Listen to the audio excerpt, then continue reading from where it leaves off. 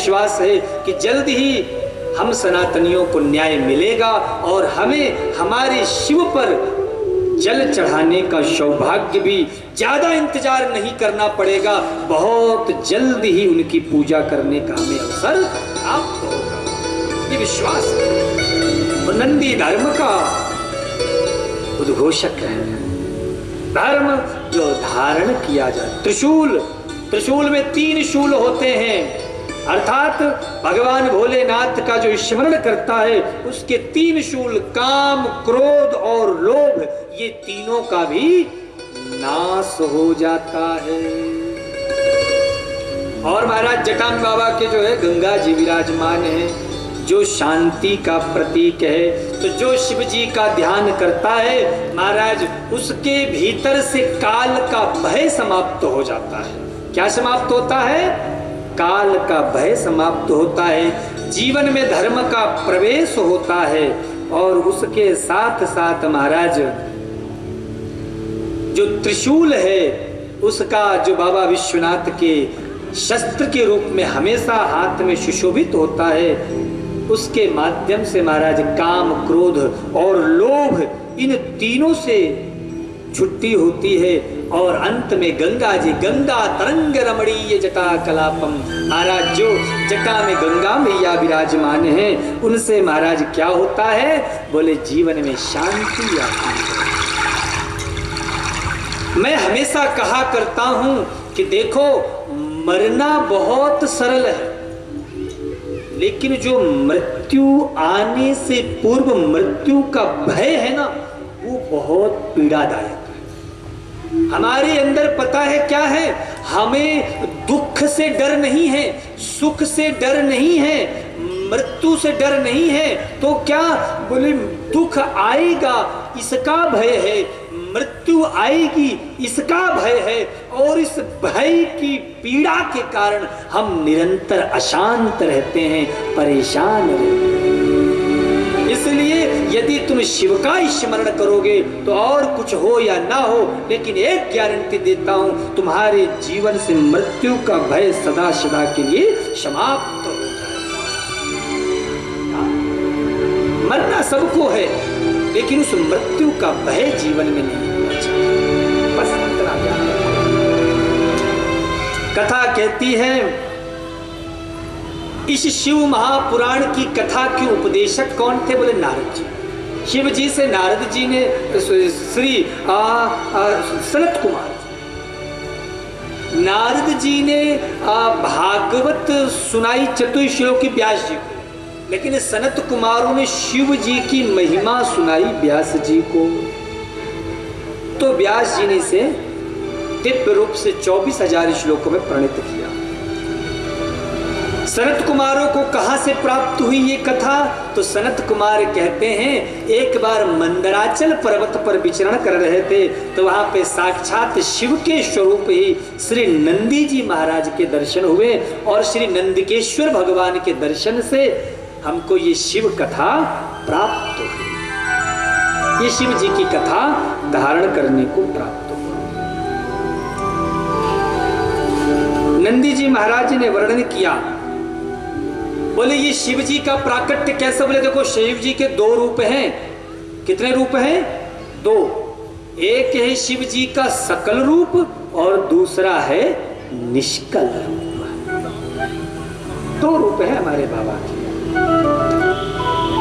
शकल रूप जिसे हम महेश्वर का रूप कहते हैं, और निष्कल रूप जो महाराज शिव जी की पिंडी है उसे हम निष्कल निराकार रूप कहते हैं।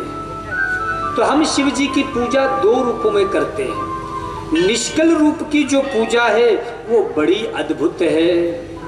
इन 7 संहिताओं में शिव जी के शकल मतलब साकार और निराकार, इन दोनों की चर्चाएं की गई हैं। ये प्राकट्य कैसे हुआ? तो नंदी जी महाराज ये कथा सुनाते हैं, बड़े सार रूप में मैं आपको समझाता हूं, आप भी समझने का प्रयास करिएगा।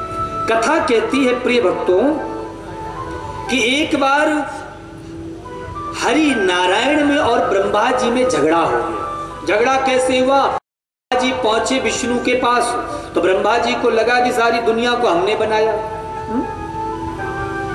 सब संसार की रचना हमने की, तो हम ही संसार के विधाता हैं, मालिक हैं। तो ब्रह्मा जी पहुंचे तो देखा भगवान विष्णु शेष सैया पर विराजमान है। ब्रह्मा जी ने कहा, अरे तुम कितने नादान हो, हमको प्रणाम नहीं कर रहे हो, यहां लेटे हुए हो, हम विधाता हैं, पिता के स्वरूप हैं तुम्हारे, हमको प्रणाम करो। नारायण को भी हंसी आई, बोले इनके बाप तो हम हैं। नारायण के नाभि से ब्रह्मा जी निकले।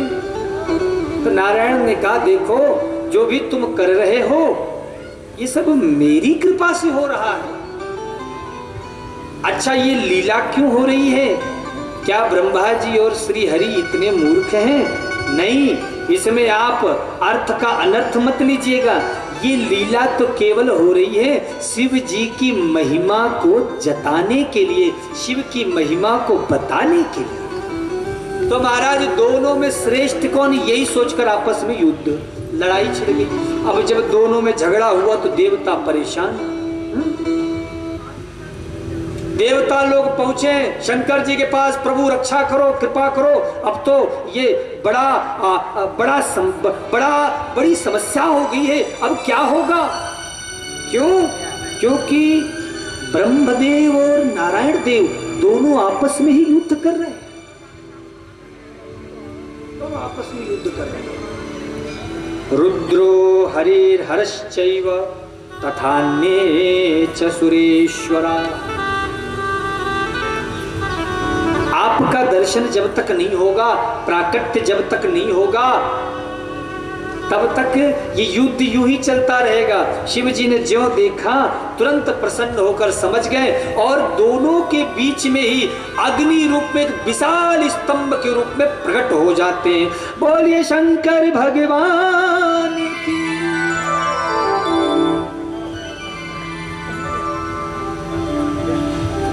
तो कथा कहती है जैसे ही भगवान भोलेनाथ प्रकट हुए बीच स्तंभ में, दोनों में झगड़ा तो समाप्त हो गया। बात ये हुई कि जो भी इसका अंत या प्रारंभ जान लेगा वही हम दोनों में श्रेष्ठ। उसी समय सर्वप्रथम ब्रह्मा जी ने हंस रूप धारण किया और नारायण ने 12 रूप धारण किया। ब्रह्मा जी ऊपर को उड़ते हुए गए और महाराज नारायण नीचे की ओर गए। महाराज चलते चलते ब्रह्मा जी बड़ी दूर चले गए। शंकर जी बैठे बैठे देख रहे हैं और मुस्कुरा पड़े। और जैसे शिव जी मुस्कुराए, भैया न जिसका आदि है न जिसका अंत है, उसका ब्रह्मा जी जो है प्रारंभ देख रहे हैं तो कहां से मिलेगा? तो शिव जी को हंसी आई और जैसे शिव जी को हंसी आई कि थोड़ा शरीर हिला तो बाबा के ऊपर एक केतकी नाम का पुष्प चढ़ा था। वह पुष्प ऊपर से गिरा तो गिरते गिरते महाराज वह नीचे आया तो हंस रूपी ब्रह्मा जी से मुलाकात हुई। ब्रह्मा ने उस केतकी पुष्प से पूछा, अरे भाई तुम कौन हो, कहां से आए हो? तब महाराज उस पुष्प ने परिचय दिया। बोले मैं कई समय से, काफी समय से इस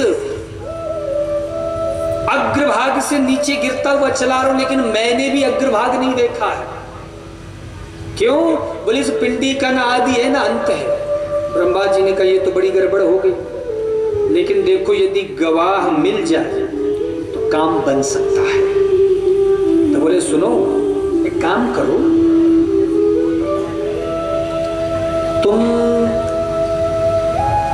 मैं अभी जाऊंगा और नारायण से कह देता हूं कि मैंने अंत पा लिया है। अग्रभाग की मैं अपने हाथ से पिंडी को छू के आ रहा हूं और तुम गवाही दे देना, बस मेरा काम हो जाएगा। बस इतना ही कर दो, मैं तुम्हारा एहसान जीवन भर नहीं भूलूंगा। केतकी मान गया।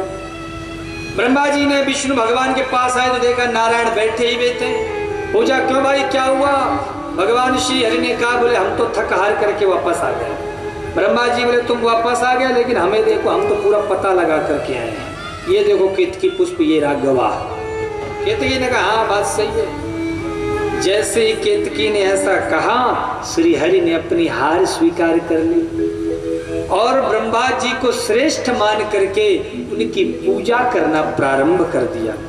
लेकिन जैसी पूजा करना प्रारंभ किया कि उसी समय भगवान शंकर समझ गए और ब्रह्मा जी को झूठा जान करके तुरंत क्रोधित होकर प्रकट हो गए। और जैसे भगवान शंकर महाराज क्रोधित होकर प्रकट हुए तो महादेव की इच्छा से ब्रह्मा जी के मद को दूर करने के लिए तुरंत उनकी भ्रकुटी के मध्य से भगवान शिव के रूप में ही महाराज भैरव नामक एक अद्भुत पुरुष प्रकट हो जाता है। बोलो काल भैरव सरकार की। ब्रह्मा जी के सबसे पहले 5 मुख थे, लेकिन उस भैरव ने जिस मुख से ब्रह्मा जी ने झूठ बोला था उसी मुख को महाराज अपने तलवार से काट दिया। वह सिर एक तरफ गिर गया और महाराज ब्रह्मा जी को 5 मुख की जगह 4 मुख का कर दिया। बोले जो झूठ बोलता है उसकी यही दशा होती है। उसी समय महाराज ब्रह्मा जी ने बाबा विश्वनाथ के चरण पकड़ लिए, कहे हे महेश्वर, मुझे अपने अपराध का बोध हो गया है, कृपा करके मेरे अपराध को क्षमा करिए। तब भगवान महाराज शिव प्रसन्न होकर के ब्रह्मा जी के शोक को दूर किए। केतकी पुष्प को प्रभु ने श्राप दिया विश्वनाथ ने कि तुम्हारा अब कभी मेरे ऊपर, तुम भली कितने सुगंधित हो, कितना भी तुम्हें अपने सुगंध पर अभिमान हो, पर कभी भी मेरे ऊपर नहीं चढ़ाया जाएगा। तो महाराज केतकी पुष्प कभी शिव जी के ऊपर नहीं चढ़ता। लेकिन जब केतकी को अपनी भूल का आभास हुआ तो उसने क्षमा याचना की। बोले प्रभु मेरा तो कोई दोष ही नहीं था, मैं तो ब्रह्मा जी की बातों में आकर के कहा। तो बोले ठीक है, अब तुम्हारा स्पर्श तो मुझसे नहीं होगा, पर यज्ञ इत्यादि में यदि पुष्प इत्यादि चढ़ेंगे तो कहीं ना कहीं तुम्हारा मुझसे संबंध बना रहेगा। ऐसे कह के केतकी को भी संतुष्ट किया। उसके बाद महाराज हरि को और ब्रह्मा जी को दोनों को ही भगवान शिव इस लिंग की, शिवलिंग की महिमा का वर्णन करते हैं, जिसको महाराज व्यास जी नंदकेश्वर भगवान गा रहे हैं यहाँ पर व्यास जी से, और सनत कुमारों ने सुना नंदकेश्वर से, और सनत कुमार गा रहे हैं व्यास जी से। क्या कह रहे हैं? श्रोत्रेण श्रवणं तस्य वचनम वचसा कीर्तनम तथा। बहुत ही संक्षिप्त रूप से श्री सनत कुमारों ने व्यास जी से गाया। देखो, भगवान के नाम गुणों को जानना है तो उनके लिए 3 साधन सबसे श्रेष्ठ बताए गए। कौन से साधन? बोले पहली बात, भगवान की कथा को सुनो। क्या करो? श्रवणम। आप क्या कर रहे हो यहां करके? ओ मेरी मैया, भंडारा है क्या? थोड़ी देर में पूरी आएगी, तो यहाँ क्या आप क्या कर रहे हो? क्यों बैठे हो? बोलो जोर से। कथा श्रवण करने के, श्रोत्रेणा।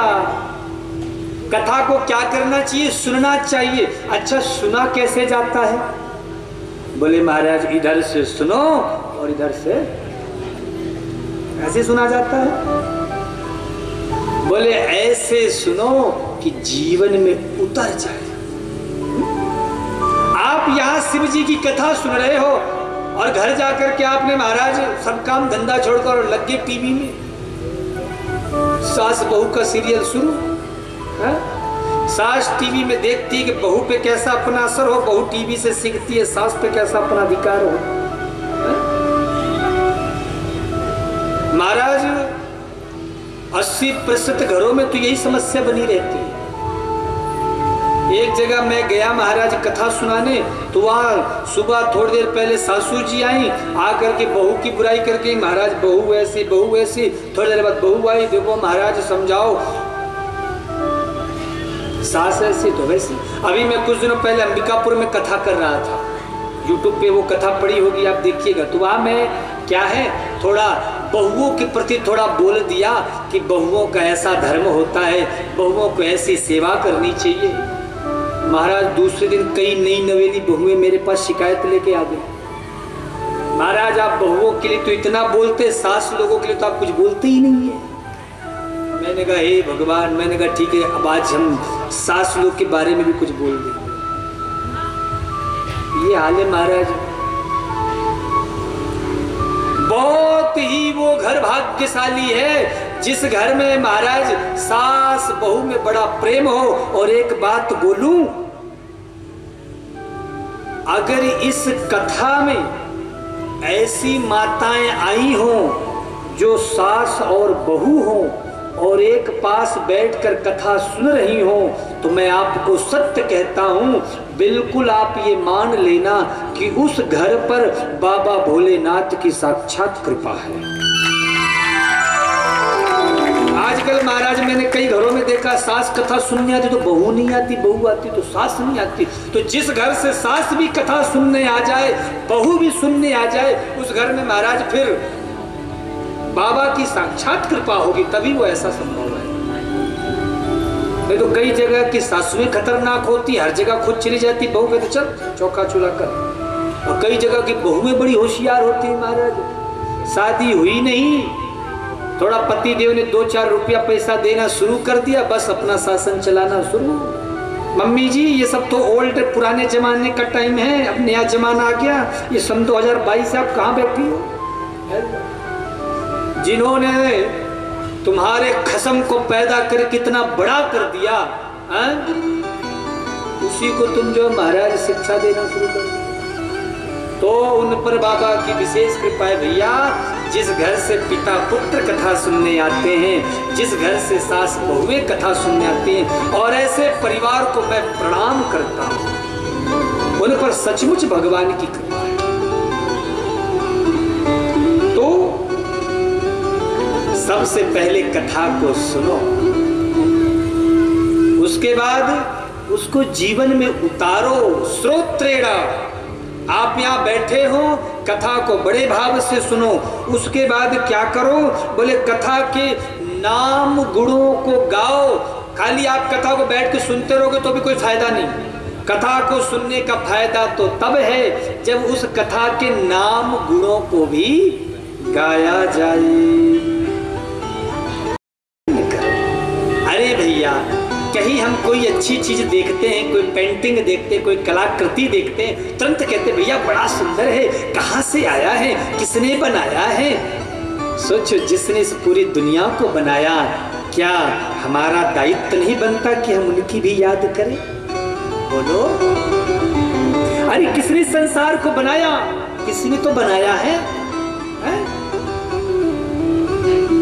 महाराज। एक पेंटर भी अगर पेंटिंग बनाता है तो 10 पेंटिंग अच्छी बनाएगा, 20 पेंटिंग, 25, 50 बहुत खींच करके, लेकिन 50 पेंटिंग के बाद जब 51वीं पेंटिंग बनाएगा ना, तो उसकी कला में पुनरावृत्ति होगी।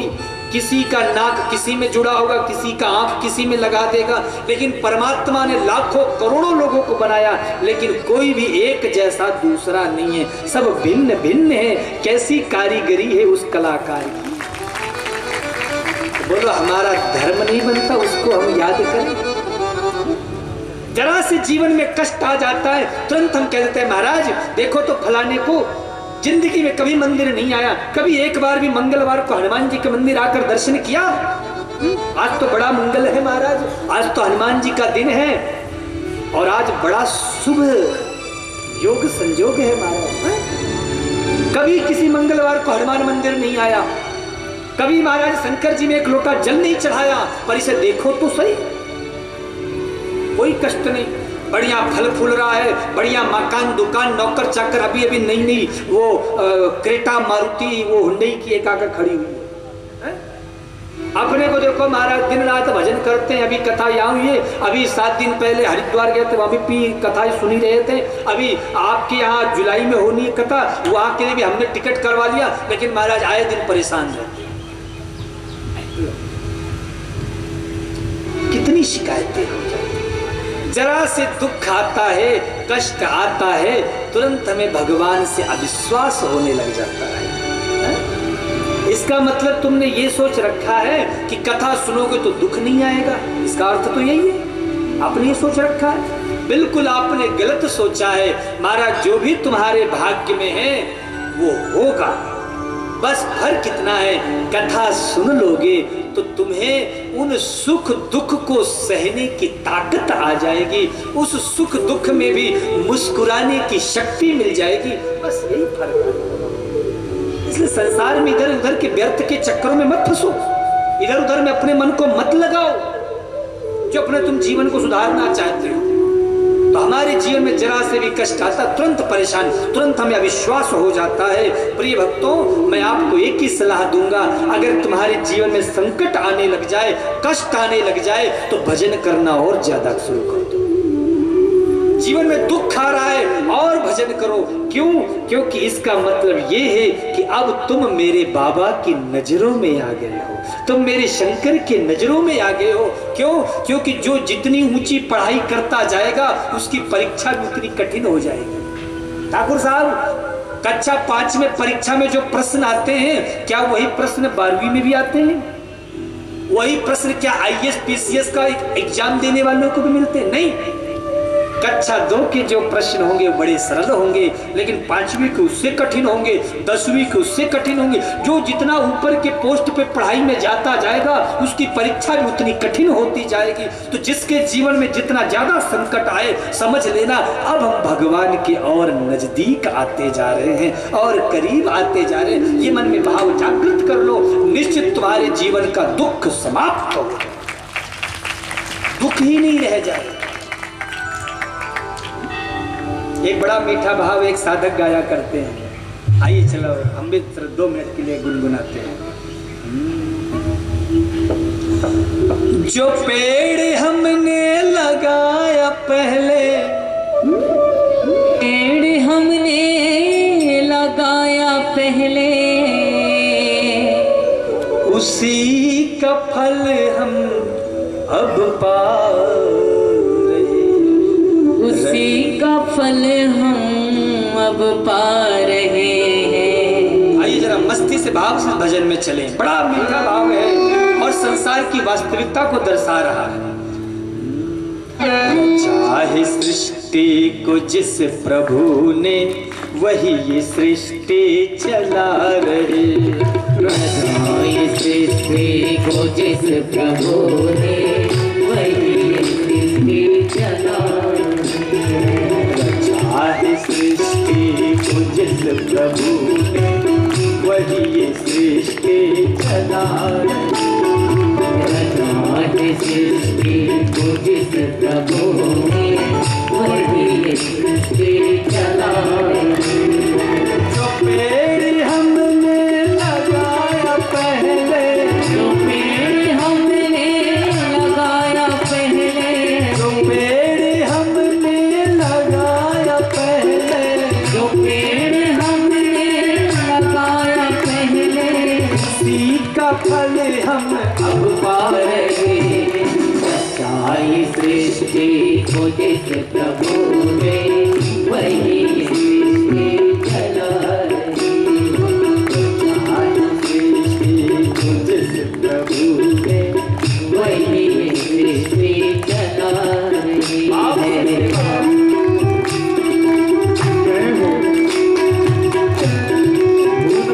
भोलेनाथ जी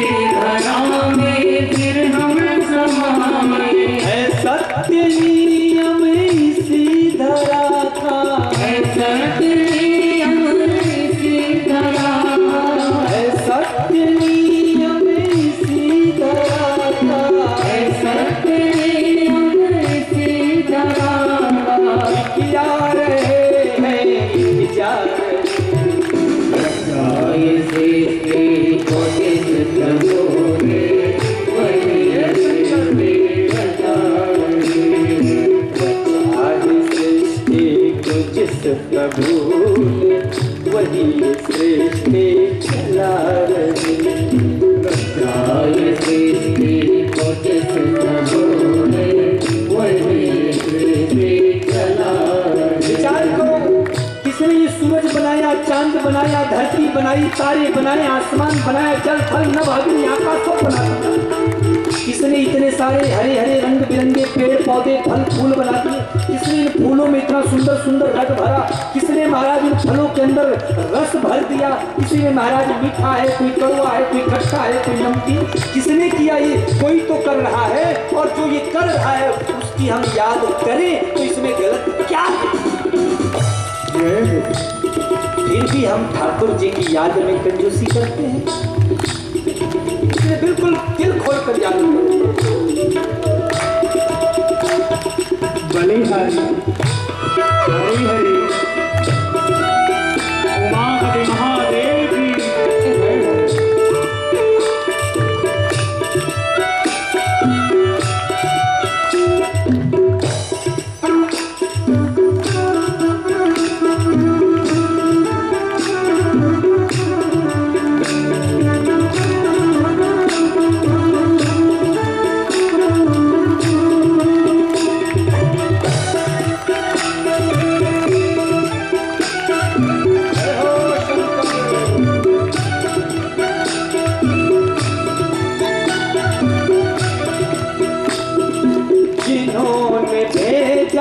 जगत भेजना, जिन्होंने भेजा जगत भेजना, तय कर दिया है फिर लौट आना, तय कर दिया है फिर लौट आना।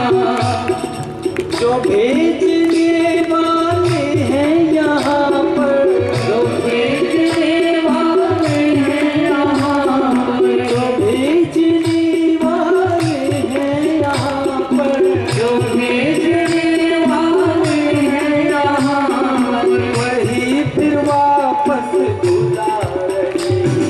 रचाए सृष्टि को जिस प्रभु ने वही सृष्टि चला रही।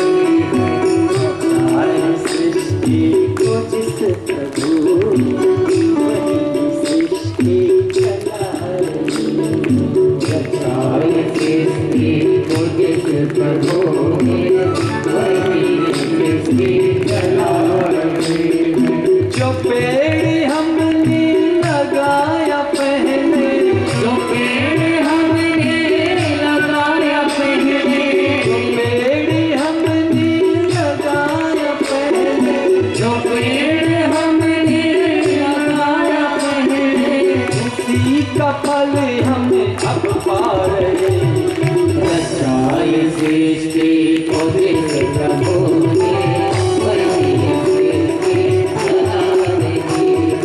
रचाए सृष्टि को जिस प्रभु ने वही पहले जो पेड़ हमने लगाया पहले, पेड़ हमने लगाया पहले, जो पेड़ हमने लगाया पहले, उसी का फल हमें अब पा रहे।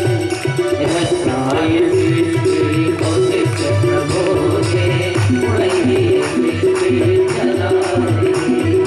रचाए सृष्टि को जिस प्रभु ने वही सृष्टि चला रही। जो पेड़ हमने लगाया पहले, जो पेड़ हमने लगाया पहले, उसी का फल हम अब खा रहे हैं। बोया पेड़ बबूल का, आम कहाँ से हो। अगर जीवन में तुम्हारे दुख हैं तो उसे अपना प्रारब्ध समझो, अपने पूर्व जन्मों का हेतु समझो और उस दुख का शोक छोड़ो। असोच्यानन्य सोचस्पम असारः संसारो विषयः। इस संसार में कोई सार नहीं है, ये असार है। लेकिन इस असार संसार को सार मानकर हम दुख रूपी माया से मोहित होकर पीड़ित रहते हैं। ऐसे लोगों को देख करके हमारे संतों ने ऐसे सुंदर भाव कहा कि भैया ये सुख दुख तो जीवन में आते रहते हैं, परंतु उन सुख दुख के चक्कर में जिसके लिए जीवन मिला है उसको मत भुला देना, उस मार्ग को मत भूल जाना। यही कथा क्या है। तो आओ तो पहले भगवान की कथा को सुनो, श्रोतव्य, फिर कीर्तितव्यश्च।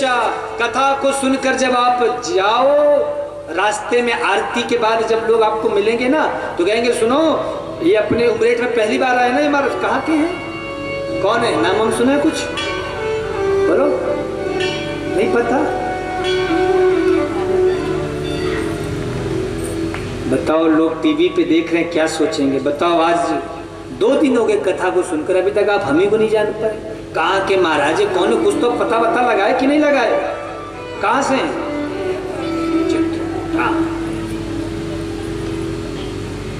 कौन सी कथा हो रही है कि भागवत सोच करके तो नहीं आ गए? कई माताएं भगत तो ऐसे भी होते जो भंडारा समझ के आ जाते, चलो कुछ नहीं तो भंडारा तो आखिरी दिन मिलेगा सबको, चिंता मत करो, सब प्रसाद। कथा के बाद जाओ तो आरती के बाद व्यर्थ की चर्चा नहीं होनी चाहिए। कीर्तितव्यश्च, भगवान शिव के गुणानुवादों की चर्चा हो। कथा के बाद जब आप जाओ तो ये चर्चा हो, आज महाराज जी ने शिव जी की भक्ति के कौन कौन से लक्षण बताए, शिव जी के भजन के कौन कौन से मार्ग बताए हैं। तो कीर्तितव्यश्च, ऐसे भगवान की महिमा को गाओ। और जब घर पहुंच जाओ तो क्या करो, बोले टीवी चालू करके तारक मेहता का उल्टा चश्मा देखना शुरू कर दो। क्या करो, घर जाके क्या करोगे, बोले इस मर्तव्य